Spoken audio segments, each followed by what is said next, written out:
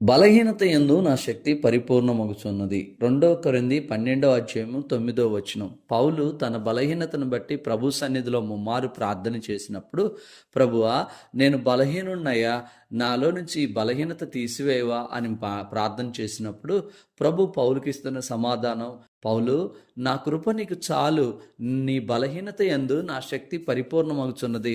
నేను నా శక్తిని నీలో క్రియ చేయించాలంటే నీ బలహీనతే నాకు ఒక సాధనం అవుతుంది అంటూ పౌలుకు సమాధానం ఇచ్చాడు. ఈ రోజున నీ బలహీనతను బట్టి బాధపడుతున్నావేమో, నీ యొక్క బలహీనత నిన్ను కృంగజేసేలా చేస్తున్నదేమో. ప్రభు ఈ దినమున నీతో మాట్లాడుతున్నాడు.